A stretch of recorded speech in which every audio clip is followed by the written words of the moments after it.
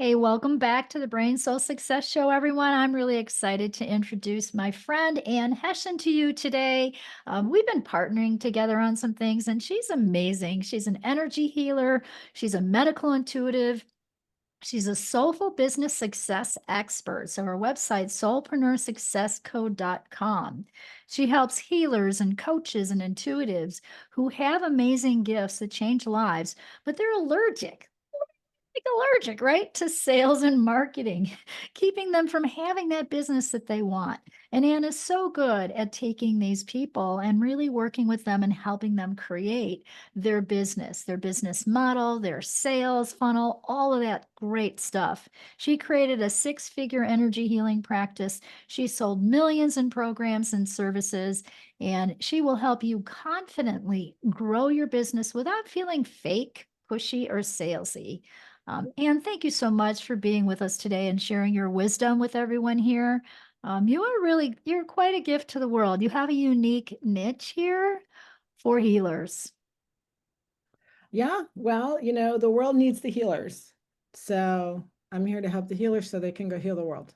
Right. Yeah, absolutely. And we, And, as and we, when I say healers, I mean, it's also coaches but people who are in that place of their gifts are about helping other people transform their lives. Right. yes, and we do need our mentors, our coaches, our healers, today, sort of more than ever. Really, it's been kind of a crazy ride. I guess I won't argue. kind of a crazy ride even since 2020. It's kind of like, okay, and here we are. And we're actually doing this right on the beginning here of the new year. And so we're looking at 2026. Um, and you've been on this journey for a while. How long have you been working with healers in your business? Well, it probably depends on how you want to define that. But Okay. in this in the current iteration of the business that I have now, that's really coaching healers, coaches, what I call soulpreneurs, right? People who are creating a business out of something that they know it's part of why they're here on the planet. It's part of their soul's calling. So in this current iteration for the last 6 years, basically. For the Um, last 6 years. yeah, Okay. and Okay. helping but I've been doing stuff in the background around healing and transformation and all of that for like 40 years, so For a long time. Yes, I'm sure. And how did you even get into helping them with sales? You have a background in that, right? I do. So I will tell you a story. Okay. Okay. um this goes back, so it's like in the summer, it's 2007, and there was a moment, there's my life is very much about transformation, right? And one of the things I've noticed, and I'm sure you will recognize this, is that our lives get divided sometimes into there's these moments in time in our lives when your life kind of gets divided into what life was like before that moment and then what life is like after that moment, Uh-huh. right? And Uh-huh. those are those moments of transformation when like everything changes. And sometimes they might be, some dramatic thing that happens, or you get a diagnosis, or you get, sometimes it's stuff like that. But sometimes it happens when you're like washing dishes, or in my case, when you're at the gas station. Okay. Okay. So, Uh-huh. so we're driving home from my family reunion in Western Massachusetts, where the farm where my grandfather grew up. We just had a great day with all my cousins, and we're driving home to Rhode Island, and we're low on gas. So my husband pulls off the highway, pulls into the gas station and convenience store to get some gas. And the word there is some, because we don't have enough money to fill the tank, right? And probably everyone here has had those times in their lives, right? Okay. Like, how much do we got to get us home?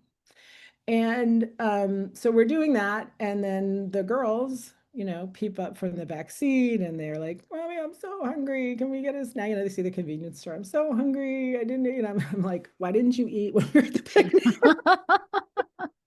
Uh-huh. But they're like, "I'm so hungry. Can we get something now, please, please, please, please, please, please, please?" And I'm like, there's no, I mean, we have enough. I can get you gas. We can get gas and get home, or I can get you some food, right? So we have to get gas. So I got to look at my kids and say, no, like, you're gonna have to wait till we get home. And we got home, and there's food at home. But what do you think the rest of that ride was like for me? Right? Oh, that's I'm so just like, hard. I just had to choose between getting gas and feeding my children, right? Yeah. So That's a tough one. it was one of those moments for me, like this cannot go on. So I was trying to make a living as a coach at the time, and I was clearly failing. Oh, okay. Okay. Okay. Oh, Um, and just like I had, and it was like it was what here's what I would say, and I think probably a lot of people will recognize this if you are like a coach, a healer, something like that. It's like it's not enough to be good at what you do. It's not enough even to be brilliant at what you do. mhm, If you can't sell it, it's never going to help you or anyone else. And so that was the mhm, moment when I kind of got out of denial, like somehow just by being good, like clients were going to come. And mhm, then I was like, I have to learn how to sell what I do, mhm. or I'm going to have enough. And I'm like, I'm never, I don't want another moment like that at the gas A station. moment. Sure. Sure. And so that led me to so here's what I did out of that one of like, this cannot go on, right? I went and I got a sales job. I went and got a 100% commission only sales job. Oh, good for you. Like, if I have to learn sales, I'm gonna get paid to learn it. And if it's commission only, I'm gonna learn it because if Right. I don't sell, I don't make any money. So I went and I just did that training like my life depended on it. And I over time I started to get really good at it. And so I was making a living doing that and still, a few coaching clients on the side. Then I actually went and got another job, sales job at a company called Business Breakthroughs International, which was owned by this really brilliant marketer, Chet Holmes, and his partner, Tony Robbins. And Uh, so I started doing sales for them. I became one of their top salespeople and then later became a coach for them. And along that journey, mhm, I learned some amazing skills to do with sales that I still use to this day. I also, along the way, because especially the business breakthroughs, it was kind of trial by fire. I remember I literally threw up partway through the hiring process because it was like this really intense thing, learning to do the sales for them.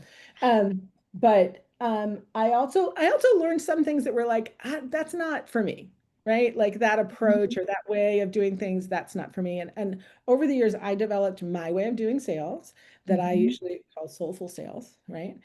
Uh-huh. That much more, if anybody listening, if you ever done any sales training, you'll probably recognize this. I've done a lot of sales training, and a lot of the more traditional sales training that's out there Mhm, is very high testosterone, for lack of mhm. a better word, right? Uh-huh. Got this bro energy. It's like always be closing, and literally pretty much Mhm. every more traditional sales book or training will have a chapter called Overcoming Objections, and I'm always like, what are we, a bulldozer? Overcoming objections. It's like we're going to run over their objections. It's like, what about, I don't know, Yes. listening, addressing them, seeing if we can resolve them, Mhm, right? So there is this, to me, it's a very outdated paradigm of sales that's still mhm. kind of out there in the world that is, and I'm going to say like in certain industries, that's probably totally appropriate and works. But Right, right. for It's healers and different. coaches and stuff like that, for men and women, that real like male energy of that's really just focused on the transaction isn't the best approach. It's not authentic for us. Mhm. Whereas the way that I do sales and the way that I like to teach sales to both men and women is more grounded in that female energy of connection, right?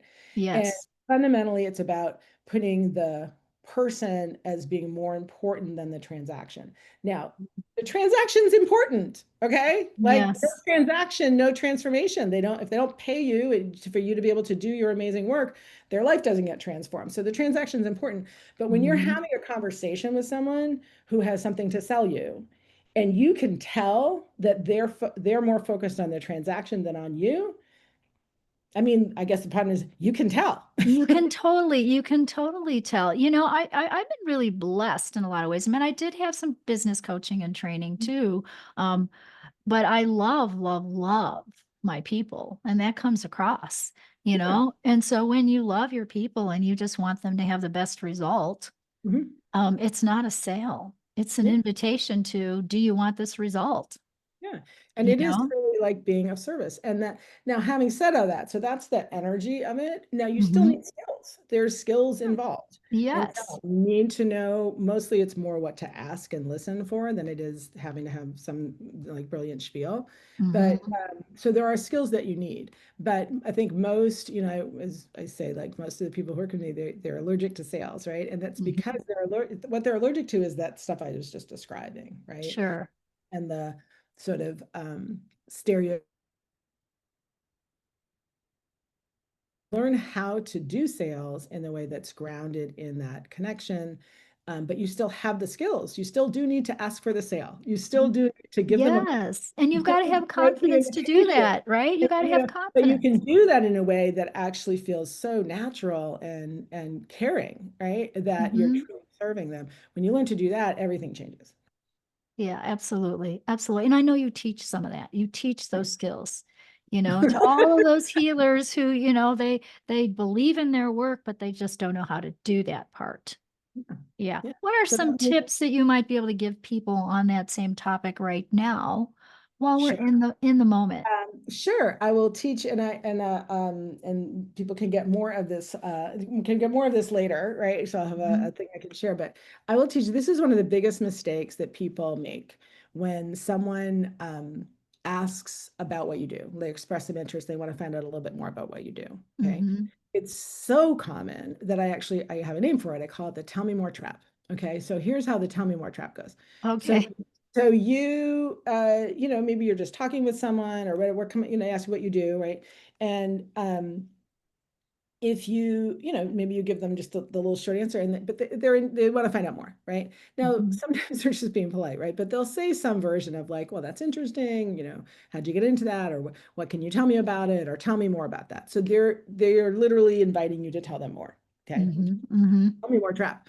So what most people do right then is fire hose the person with information, right? They just start, oh, Uh-huh. man, I could do this, and there's two reasons why this happens.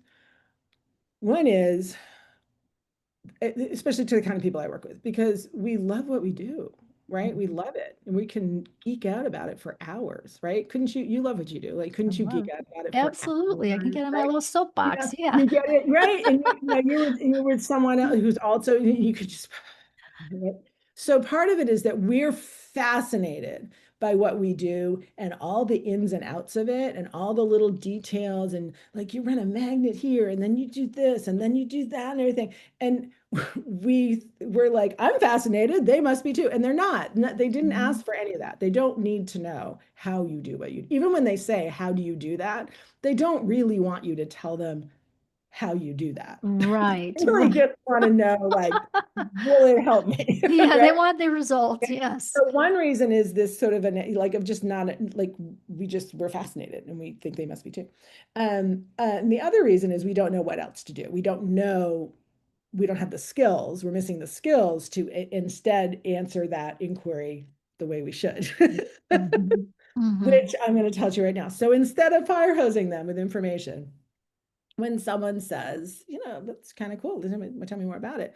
Here's what you're going to say. And this is like a writer downer. You say, I would love to, but first let me ask what interests you about it. And then you zip it. Perfect. Yeah. Yeah, absolutely. You're asking them a question back because you Yeah, want information about what they need. what they would be interested in. Like, Yes, I'd absolutely. love to, but what Mhm. got your attention? What interests you about it, right? And then you listen. Because here's the thing. They might have asked because they have a issue that they're wondering if you can help them with. That's a possibility. But Mhm. when you start fire hosing them, they could just be being polite. They could just be sort of intellectually curious, but not really interested for themselves. They Mhm. could be thinking that they have some book or resources that might be of interest to you, but they're just kind of wanting to find a little more to see, should I recommend that to you? They Sure. know someone who does something that sounds a little like what you're doing, and they're actually just asking to try to figure out if what you do is what this other person does. Like those are like five different reasons they could be asking. And those are five completely different conversations. Right. So it's really being present and listening in that conversation. It's the listening skills, isn't it? Yeah, it's Building huge. those listening skills. I And guess question asking skills, right? Because you need to yes, and asking questions, asking good questions. Again, well, it's your interest in them. yes, right? And you're giving them It's the interest in the person. If you're a people person and you're interested in people, mhm, um, helping people make a decision to invest something with you, if it's the right match and the right fit, mhm, won't feel hard. yeah, It'll flow. exactly. And It if you just flows. listen, and the listening is key. Mhm. Sales Yeah. is 80% asking questions and listening to the answers. Oh, that's good. That's really good. Yeah. Give us a success story. Okay. Somebody that you worked with who like didn't have confidence. They were a great healer. They just did not know how to help people, say yes to their program. They really had this awesome program that they really wanted to help people with, or, technique that they had. Um, how did you help them gain that confidence, be able to, build a business Mhm. from their brilliance? So lots of stories. And before I'll tell you a specific person, but I just want to say that what I do is I'm always working with people on the inner and the outer, right? So I'm an energy healer myself. If I Mm-hmm. just taught you the skills, but we Mm-hmm. didn't then address the underlying blocks, the underlying fears, the underlying reluctance, the underlying Mm-hmm. self-issue, whatever, it wouldn't matter that I taught the skills because you just wouldn't use them. Right, right. If I only did the like energetic work to clear the fears and stuff, but then I didn't teach you what to do, that wouldn't work either. And that is in fact where a lot of healers in particular are stuck because they're just trying to like heal their way to success and you can't. That's a good comment. Heal your way to success. You can't actually heal your way to success. Yeah. It's an important part of it, but you actually have to take Mhm, action also. Okay. mhm, So first I want to make that point. So, well, I'll tell one of my favorite stories is my client Jessica. So Jessica was a pharmacist for many, many, many years. mhm, And she got to the point where she couldn't stand being a pharmacist anymore because she was so often giving people drugs that then either weren't helping or they were thing, and then they have like then another drug to handle the side effects of the first drug, and then another, and all of that stuff, right? mhm. So she just quit her job. She went and got trained as an energy healer, got her certification. She put up a website and she waited for the clients. And then, as you probably know, that didn't happen, right? Like it doesn't work Mhm. that way. Wouldn't Right. that be nice? At the time we met, I think she had no clients and she You know what, had Anne, we cut out there for a minute. So start with at the time, yeah, hang on a second. Um, at the time we met. at the time we met, start there. Yeah. So at the time that we met, she had no clients. I think she'd had 3 clients that were like just friends of hers that helped to get her like, okay, I've had a client, right? But she had Mhm. no clients, and she was, it's nuance. But we met. She came to one of my events, and she decided to work with me. And I'll never forget this. She looked at me and she said, "If I do everything you tell me to, will this work for me?" And I said, Mhm. "You do everything I tell you to." Will totally work for you. And she really did. Like she just took it seriously. She's like, I need to make this happen. This is what I want to be doing with my life. Mhm. And so we dug in on sales and she practiced sales. She like worked with people and she practiced the conversations. We also worked a lot on referrals, a number of different things. But the main thing was really training her how to have those conversations. And Mhm. she went for it. And that was in a December, when we started working there. By the following May, she was averaging about 20 clients a week. Nice. Yeah. Nice. Very, very good. Very, very good. She And raised her prices twice in that time too. And she raised her prices. Good, good for her. That's really, really wonderful. Yeah, that's a great story. Yeah. Yeah.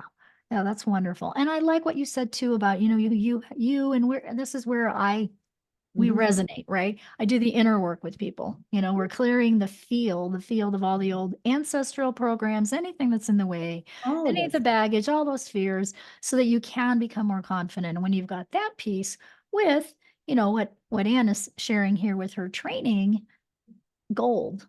That's golden. Yeah, right? And you have to do both. I mean, there's just Yeah. no two ways about it. It's not, you can't just clear your way to success and you can't just grunt your way to success either. You need to be doing both, putting Yes. putting in the work, but hopefully learning how the work doesn't have to be gross and nasty like a used car salesman. Right? Yeah. And it doesn't. It can be delightful. And let me, I've had sales conversations where we were both crying by the end of the conversation because we were just like, really exploring what was there for the person and what they saw as possible for themselves and taking a stand for them to take a stand for themselves. To me, Mhm, sales mhm, is another way I like to talk about it, but a sales conversation, especially in the kind of work that I'm talking about, right? Coaching and healing and transformational work.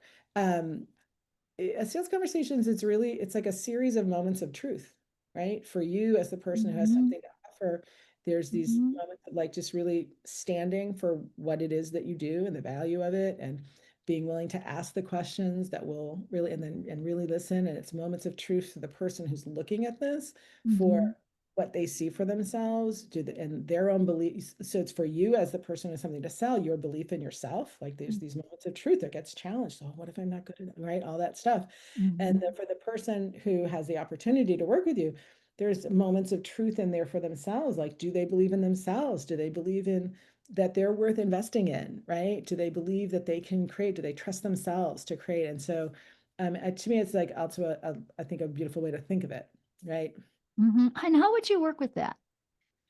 So if you get somebody who's not trusting in themselves and they don't really believe in themselves, and yet they have this great technique, and they can Mhm. tell you all about the results that they've gotten with people with it, whether it Yeah. was their cousin or their sister, or whoever, how do you help them gain that confidence and that trust? Well, in the moment of really two different ways to answer that, right? So Mhm, if the decision is made to work with me, then there's a number of ways we'll work with that over time, right? And do some, mhm, but they have to first make the decision, right? So in the moment of the conversation, of the sales conversation, if that's what's present, uh, to be clear, it's usually not what's present at the very beginning, right? At the beginning, I'm gathering information, I'm asking them questions, I'm finding out, what it is that they really want and what they want to create. So let's say we've done all of that, right? And mhm, now we're coming to where they want to, like they want to move forward, but the mhm, fear is there, right? mhm. And assuming that we've had a great conversation, we're connected, right? The rapport is there and we've been created some trust. I might just say, it sounds like you don't trust yourself. Tell me about that.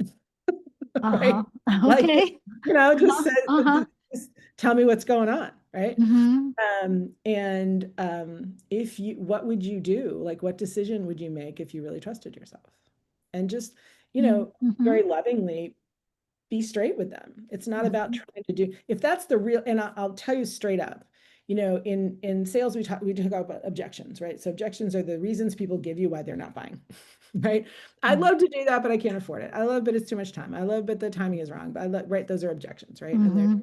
a whole way of skill level of addressing those, not overcoming them, but addressing them and Addressing them, sure. helping people see, if that's something that really does need to hold them back or not. And so time and money, anybody will tell you in sales, time and money are the two biggest objections that people come up with, and that's what comes out of their mouth the most and all of that. But can I just tell you, especially when it comes to transformational work, what's the real objection underlying 99% of that Mhm. is that they don't trust themselves. And everything is about, well, I always do this. Where's a pen? Here's trust and here's worry. Mm-hmm. They're opposite. You can't be halfway. Yeah. Okay. And then at the top of the pen also is faith, and the bottom is fear, and Right. you can't be halfway. So I always Yeah. talk about getting people back to faith and getting people back to trust. So, Yeah. it's spiritual, isn't it, Anne? It is. Sales is it's totally spiritual, right? Yes. Because then you're just being that, you're being Mhm. that stand for them. And it's not, it's again, that's what I'm saying. The conversation doesn't start there because you don't know, you need to get to know them first. But then when that's what seems to be what's going on, Mhm. you're not doing and doing them any service to try to like, I don't know, pussyfoot around with it and da da da da. Da. It's like they're a lot of times they're saying it's money. And I'm not saying that therefore they don't have maybe some challenging stuff going on with money. But if they really trusted themselves, to Mhm. like and trust you too, but like if they really trusted themselves and believed in their own worth and value and that they're worth Mhm. investing in, and if it is something that would help them make money, like I help people do that, then the money wouldn't be the issue, right? It's not really the issue. It's It's that not really the issue, and often it does come down to trust, trust and it feeling always comes down to it. safe, Yeah, yeah, it always does. It's you know? that's the fundamental. It's Yep, and, I asked my tribe, I said, "Okay, I want your intention for, I wanna hold intention for you for 2026." Yeah. And I got just a really beautiful answer for somebody, said, "I want trust." Yeah. That's it, trust, higher, deeper level of trust, Mhm. so it really does come down to Right. that It spiritual always component. does. And there's lots of different ways to work with that, but one of the most, I think, important is that you just need to name it, right? And say, like, in this moment, as you're in, again, to bring it back to a sales conversation, in this moment, as you're faced with a decision, there's a decision to be made here. Mhm, Presencing trust as being the thing that maybe is either missing or needs to be addressed, and how does that show up in their lives, and where, sometimes it's like, really, let's look at that together, you know mhm. um, where are you in terms of, in general, in your life, in terms of trusting yourself, and is that something that you want to shift and change? Right. Those are very good questions. Very, very good questions. Yep. I like to go to those places where I find the core issue of why they're not trusting themselves. Maybe they had Mhm. abuse, maybe there was something that happened to them, whatever. We have to clear that energy so that that trust is more available to them and they can feel it, be in it, and it's the beingness of it. It is, and I love what you Mhm. just said about it being available to them, because that gets at something that I've come to believe, um, Mhm. about trust, about, I guess, for lack of a better word, the word grace, about forgiveness. Like, these are all these ephemeral but very powerful things, right? And Mhm. here's what I've, and it really, my doorway to seeing things this way was the door was forgiveness, where I kind of had this thing, but they're all related. And it came from, I'm just going to tell you a little story. It came from someone that I've studied with, and who mentioned that she never tells clients that they need to forgive anyone, because it doesn't do any good to tell someone someone, even if it's Uh-huh. very true, right? Uh-huh. Um, it's like, it doesn't do any good. But they can see so that had me really engage with what is forgiveness. And I started really looking at how, not the concept, but like, in the reality of my life, what was the reality of forgiveness in my life? And what I realized, without going into a longer story, was that I could never think, there's plenty of people, including myself, I have forgiven throughout the course of my life, but I could never pinpoint a moment when that happened. I couldn't say, it couldn't be like, oh, I forgave them in that moment. There is no, I don't think forgive should be a verb. It isn't a thing you do. Ah. It's a Uh-huh. it's just a thing you allow. There's a lot of allowing that needs to happen in Yes, all and of that's, I'm this. connecting it to the trust too. So Yeah. how I've become to think of forgiveness, and then I'm saying this is trust too, is like, it's just this thing that's always there, it's always available if I'll just allow it. So I literally is not something that, and if for someone else listening, you're like, no, I actually remember the act of forgiving. It's like, okay, then that's true for you. But for me, Mhm. I literally couldn't. Even one time I forgave someone, and like, in the moment I was present, like that of it happening, but it wasn't a present of I did it. It was a present of that just happened. Does that make Yes, sense? absolutely. Yeah, you can't go to that specific moment. I see your point there. It isn't a verb. Yeah. Forgive is not a verb. It's just a Uh, thing. It's a thing. It's always available, like grace. And if we just allow it, right? If we mhm. allow ourselves to access it. And I have started to think of trust as that too, that it's Allowing always trust. there. We were born trusting, I'm going to suggest. Yes, yes, And we then were, we yes. lost access to it, but it's always been there. So it isn't, maybe that's not a verb either. No, I see trust and faith as You see related, what I'm and I said, saying? like, worry Yeah, and fear is related, and yeah, really trust and faith are related, and I like the word allowing. yeah. I would ask the question, is allowing similar or the same as surrendering? I'd say it's similar. It's probably very, I don't know I think, okay, to me, just as a short answer, I think surrendering is a particular form of allowing, but not all allowing is surrendering. Some allowing is something else that Ah, struck, okay. Well, we're right? getting deep here, aren't we, Anna? Yeah, we are. See Yeah. how nailed it? That's I don't pretty, know, like just that's that was pretty my good. that was my gut reaction to your question. No, that's pretty good. That's really, really pretty good. Wow. Well, you've given us some tips here, haven't you, on all about, all about, so if you're a, healer coach here and you're listening, Anne's Mhm. giving us some wonderful tips on how to really help you with sales, because she does both the inner work and the outer work. And Anne and I have worked together on this too. I know we're going to do a big event here, maybe in 2026, right? Where we're clearing the energy and then you can take it away with all of your amazing brilliance with helping people really make money in their business, with Yeah, sales. Oh my gosh, you're so, so, so good at that. I have some other questions for you here. How do you keep, like, what do you do for your self-care? When you're working with so many people and giving and giving and giving, what does Anne do to keep herself healthy and her mind sharp? sure. I mean, all kinds of things. Like you, I have some, of my like little tools and energetic tools and things like that that I'm just sort of running in the background, right? I have those. But I also just I just when I start my day, not like literally before I get out of bed. Some people talk about doing that. I always think that sounds like such a good idea, but I never do it. But kind of when I get to, I mean, I work from home, right? So my office is like, you know, 30 feet from my bed. Uh-huh. So I make my commute. Your commute to your office, okay. But I always, when I sit down, I really do stop and I just sort of think through the day, right? And it's like, see what's on the docket, see what I want to bring to that, like what's my sort of intention. Like, I don't really like set like, here's my word for the day or whatever. I mean, maybe sometimes I do, but it's more like I just make sure I'm really present. I think that's the main thing. I think presence is probably the biggest, most important practice that we Mhm, have. Like, I don't really have it's funny, I was talking about something like, I mean, I'm a very spiritual person. I don't have a spiritual practice that I do like every single day. I don't. mhm, Um, I also think that's just not my design, right? mhm, mhm. Um, but that doesn't mean I'm not um using I don't know, what would you call it? Like all of my spiritual sort of gifts and tips and tricks and hacks and everything. I'm using them all day long, right? Okay, so throughout the day. As opposed to I meditate for 30 minutes every day. I don't do that. I've never done that. I don't think I ever will do that.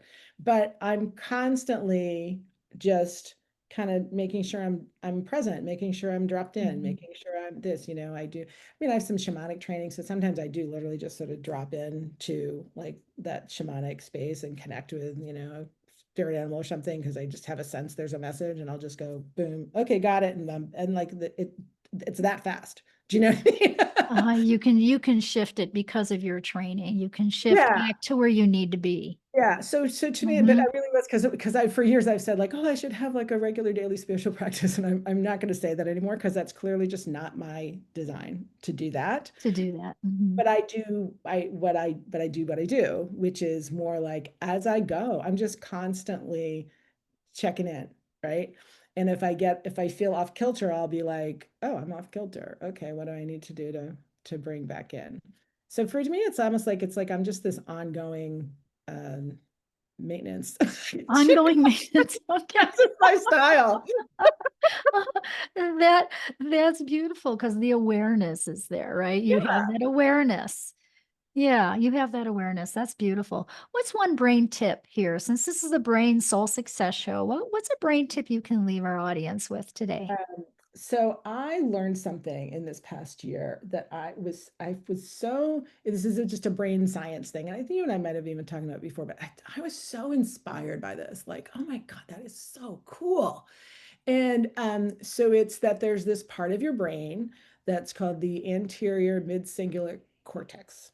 Okay. Okay. Mhm. And this is the part of some people, it's like this, will say it's because people are always trying to reduce things to a specific, they'll say it's like the seat of willpower. I think that's an oversimplification. But here's what they have seen is that whenever you do something that you don't want to do, and I don't mean like something like you morally don't want to do. I mean, it's just like, I don't want to go to the gym. Okay. I don't wanna, Okay. right? I don't Uh, like, I don't want okay. to, right? You do something,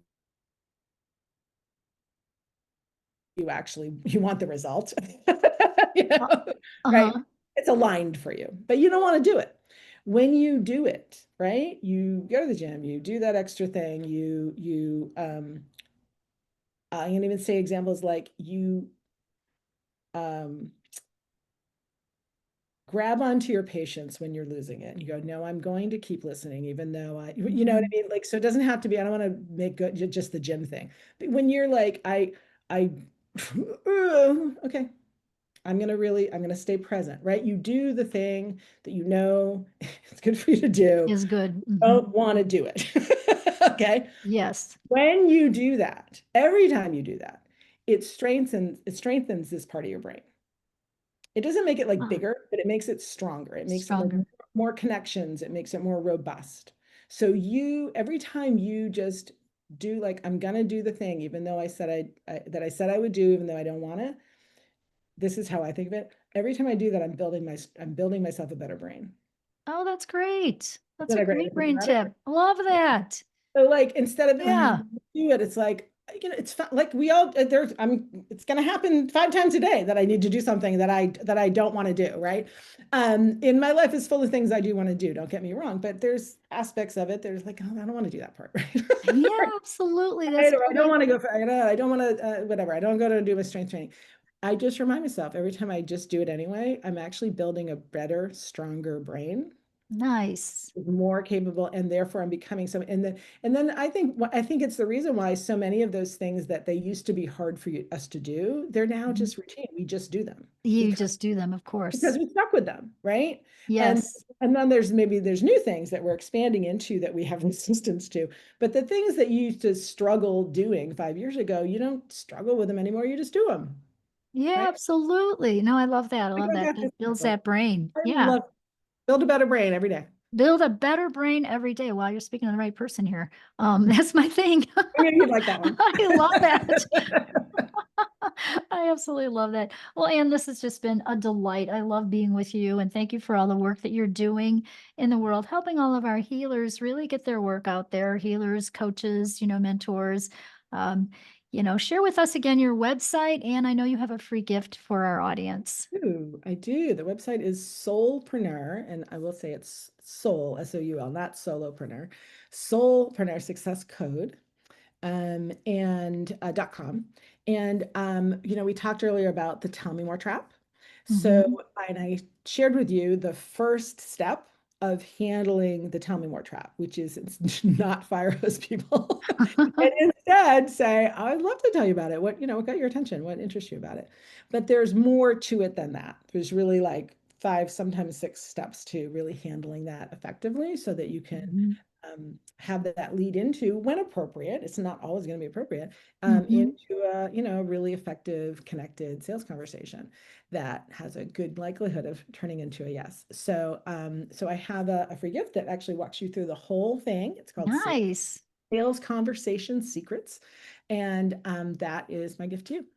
Oh, that's awesome. Thank you so much for that gift. So we're going to post that link here below so you'll have that free gift from Anne, and definitely reach out to Anne if you need some help, and you resonate with everything that she's saying here today. And because we're, just at the beginning of a new year here, I would ask also, what do you have? What do you have going? What's your goal or intention? What's your intention for 2026? Mhm.